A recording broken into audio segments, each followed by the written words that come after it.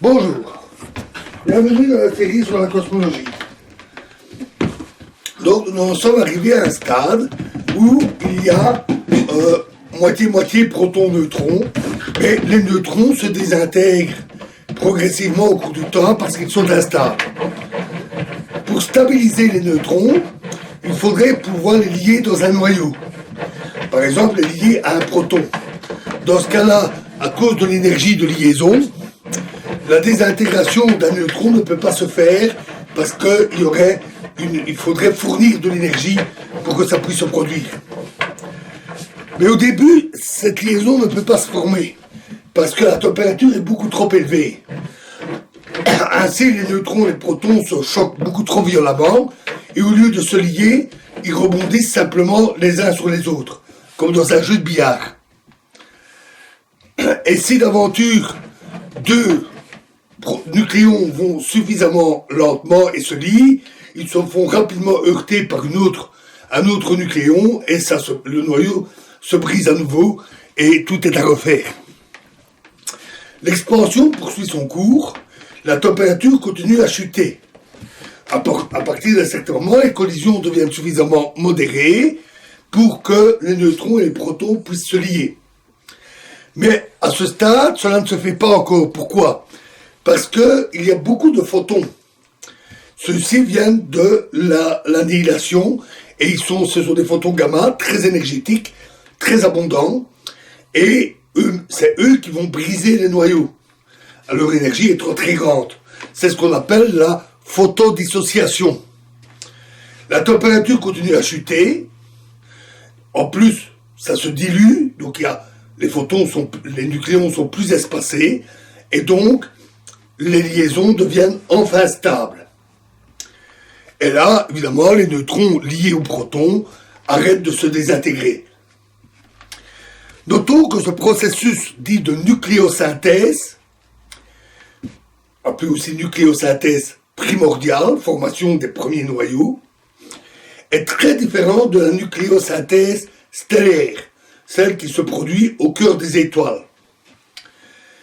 Ici, nous avons beaucoup de neutrons, alors que dans les étoiles, il n'y a pas beaucoup de neutrons, quasiment aucun.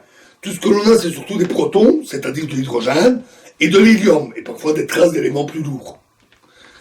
En plus, ici, on a un flux de photons gamma extrêmement intense, qui résulte de l'annihilation. Tandis que dans une étoile, c'est relativement peu important, les seuls photons gamma étant ceux issus de la fusion thermonucléaire. La seule situation où la photodissociation joue un rôle relativement important est dans les situations explosives, c'est-à-dire les supernovas. Enfin, ici, le processus est très rapide. En quelques minutes, les noyaux se forment, tandis que dans des étoiles, le processus est beaucoup plus lent, parce qu'il se forme à partir uniquement de protons, ce qui est plus difficile. Ici, on parle de minutes. Dans les étoiles, ça brûle pendant des millions d'années, des milliards.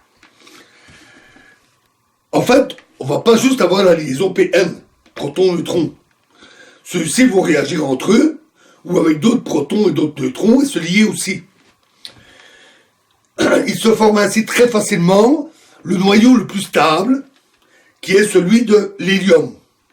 Celui de l'hélium va donc se former en majorité. Puis, une fois que tout est lié, la température baisse et ça s'arrête. Le temps cosmologique écoulé est de 3 minutes.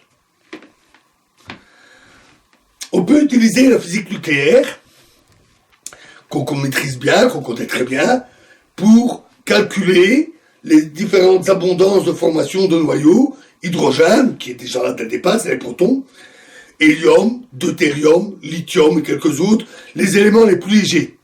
On n'a pas de noyau plus lourd, pas de carbone, pas d'oxygène, parce que c'est beaucoup trop rapide. 3 minutes, des gros noyaux n'ont pas le temps de se former. En plus, la densité et la température chutent rapidement, ce qui n'est pas du tout favorable à une fusion thermonucléaire conduisant à des noyaux lourds.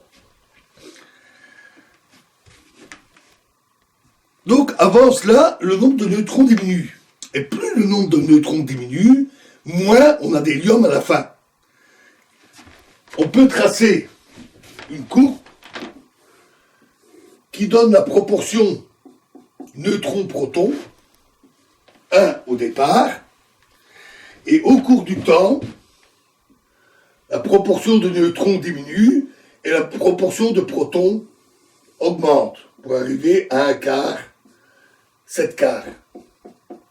Donc ici c'est 1 et 1 pour neutrons et protons, là 1 quart, 7 quarts, ce qui fait 2, la somme de 2 dans les deux cas. Et ceci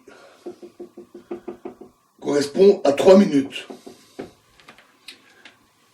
Le nombre de protons diminue, et comme il se transforme le neutron diminue, et comme il se transforme en proton, le nombre de protons, lui, augmente. Toute cette proportion-là, c'est des protons tout seuls, ils vont former de l'hydrogène, et cette proportion-là, c'est la proportion nombre de neutrons égale nombre de protons, ça donne de l'hélium 4.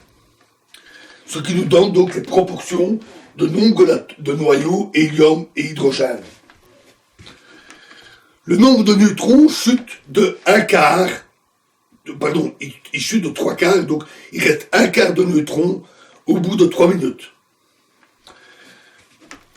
Donc, au final, il se forme un atome d'hélium, un noyau d'hélium pour 12 protons, 12 noyaux d'hydrogène. Ou en masse, 25% d'hélium et 75% d'hydrogène, parce que l'hélium est 4 fois plus lourd. Ce processus est très sensible à la durée. Si ça se produisait là, les proportions d'hélium seraient beaucoup plus grandes. Si ça se produisait plus tard, il y aurait nettement moins d'hélium. Et cette durée est très sensible au flux de photons gamma, puisque c'est la photodissociation qui empêche que ça se lie plus tôt. Le calcul dû à la photodissociation montre que pour avoir une durée de 3 minutes, il faut 2 milliards de photons par particule, d'où le rapport que je vous avais donné pour la matière et l'antimatière. Bien sûr, ce 25-75 en masse est donné par l'observation. Nous savons qu'il y a ça dans l'univers. Et donc, que ça a dû durer 3 minutes, etc. Et tout le reste peut se calculer. Quantité de deutérium, quantité de lithium, etc. Quantité d'hélium 3 aussi, etc. Et, bon, en réalité, en pratique, le deutérium est un noyau très fragile. Il se détruit facilement avec les flux de rayons gamma. Donc en fait, c'est plutôt lui qui sert dans les calculs pour des questions de précision. Mais c'est plus facile à illustrer avec l'hélium et l'hydrogène, tout simplement. Donc, on peut calculer les différentes proportions des éléments, une seule servant au calcul, par exemple hélium-hydrogène, et on calcule alors les proportions de deutérium, hélium 3, lithium. Et là, on peut le comparer à la composition de l'univers, dont nous avons parlé au début, et vérifier. Et ça colle très bien. Ça n'a pas toujours été facile, parce que c'est difficile de trouver des nuages primordiaux, totalement intacts, pas pollués, mais en recoupant les données, en analysant beaucoup de nuages, on est arrivé à obtenir la composition primordiale, et ça colle parfaitement. Et ça, c'est un très grand succès du modèle standard de la cosmologie. Parce que c'était pas du tout trivial de retrouver la composition de l'univers. D'ailleurs, dans les modèles alternatifs, comme le modèle stationnaire ou autres, aucun des modèles alternatifs n'arrive à retrouver cette composition primordiale de l'univers. Aucun. C'est donc vraiment un grand succès du modèle standard. Voilà, donc nous avons nos noyaux.